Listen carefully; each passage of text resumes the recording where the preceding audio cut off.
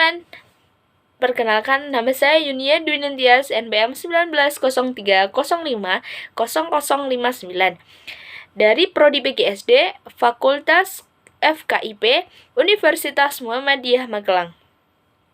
Di sini saya akan mendiskusikan tentang literasi data, teknologi, dan manusia dengan rekan-rekan saya. Silakan menikmati. Teman-teman, di sini kami akan diskusi mengenai literasi data, teknologi, dan manusia. Nah, tentu saja teman-teman semua udah nggak asing lagi dengan yang namanya literasi data, teknologi, dan manusia. Apalagi teman-teman dari mana mahasiswa PGSD. Nah, terus sekali.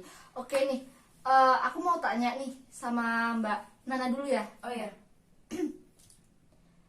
Apa sih pengertian literasi data, teknologi, dan manusia menurut Mbak Nana?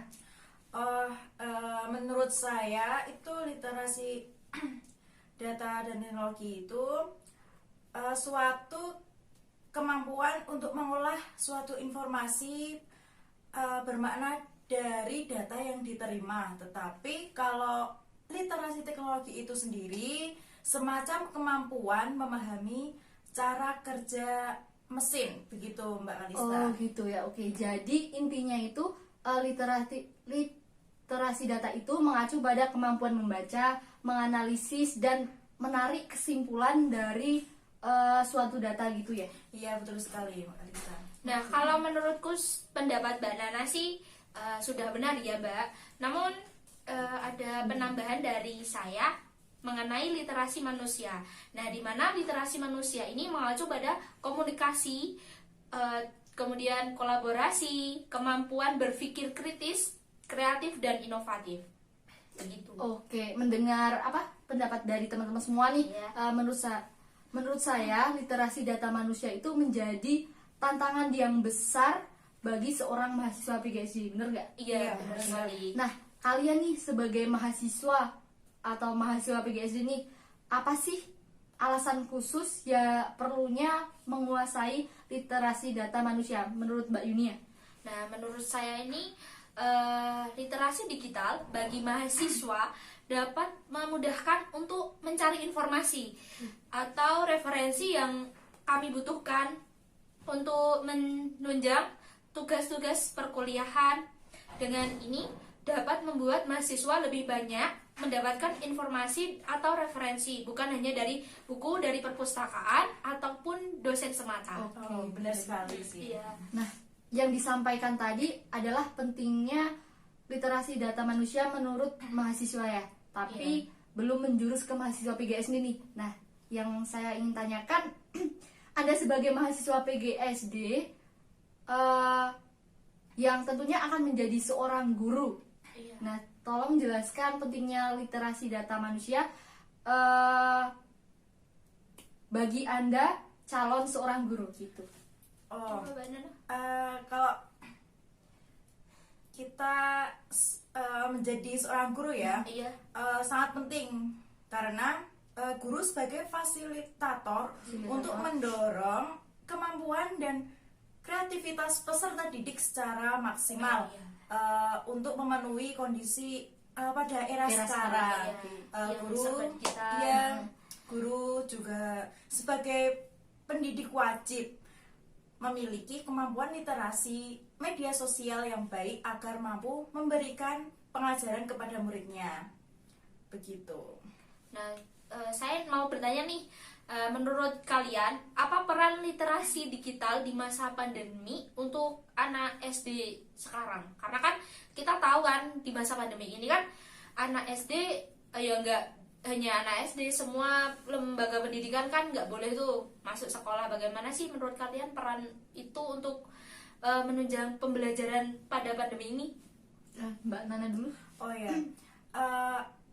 Literasi digital itu sendiri Iya. sangat membantu dalam keberlangsungan kegiatan belajar mengajar melalui daring yang dilakukan hingga saat ini begitu. Nah, di mana guru dan siswa melalui belajar memahami, mendalami, dan menggunakan teknologi digital secara kritis demi keberlangsungan kegiatan pembelajaran yang mereka ikuti. Oh gitu.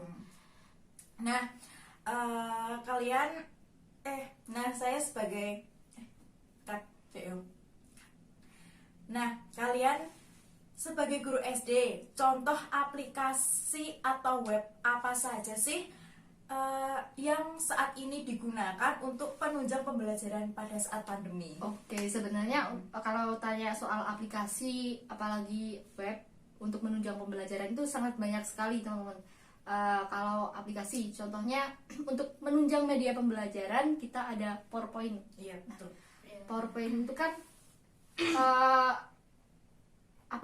lebih efisien dan dapat diedit semenarik mungkin agar Siswa tertarik nah, ya, Mbak, benar ya. sekali. Itu tadi ada PPT, kemudian ada juga aplikasi Canva. Terus untuk webnya ada e-learning. Nah, e-learning itu juga menurut saya cukup efisien untuk pembelajaran online seperti saat ini, Mbak. Iya, iya. Tapi kalau e-learning itu kan lebih ke bagaimana pihak lembaga kan, Iya. terus kayak misal video pembelajaran, kalau teman-teman mau pembelajaran langsung nih kan bisa pakai Zoom, benar, Google benar. Meet, Iya, ya betul. gitu. Terus bisa juga live lewat YouTube juga Iya. Iya, bisa iya, sekali. bisa sekali. Sekarang Menambah wawasan juga sih kalau lewat Iya. itu juga. Bener. soalnya kalau zaman sekarang tuh rata-rata semua anak dari usia balita sampai Iya. dewasa kan sudah pada bisa pakai handphone dan Gadget. iya, bisa cari apa saja di Google gitu, kayak gitu. Terus kalau aplikasi untuk kelas biasanya rata-rata pakai Google Class ya. Google Class. Iya, Google Class. Google Class. Terus kalau misalnya mahasiswa juga banyak yang menggunakan Zoom. Iya, Iya, Zoom. Zoom, e-learning. E-learning itu web dari kampus juga pakai e-learning ya. Namanya Moka, Apa kalau di- di kita di Moka. Terus kalau mau les ya kan, kita kan kalau pandemi nggak boleh tuh ya kita kumpul kayak gini tuh, sebenarnya nggak boleh, cuma ya gimana lagi keadaan gitu kan. Pakai ruang guru, terus ada meja kita, terus apa lagi, pokoknya kalau Bagus misalnya sekali sih. kita ngomongin soal platform atau aplikasi web lainnya. untuk pembelajaran Untuk itu pembelajaran banyak banget sekali. Nah, teman-teman nggak kerasa ya kita udah banyak sekali berbincang tentang literasi data dan teknologi manusia nih. Iya, semoga apa yang kita sampaikan ini bisa bermanfaat untuk teman-teman, baik itu diri sendiri ataupun orang di sekitar. Baik, untuk pembahasan atau diskusi kita cukup sampai di sini. Ada kekurangannya, kami mohon maaf yang setulus-tulusnya. Assalamualaikum warahmatullahi wabarakatuh. Mas Tekping.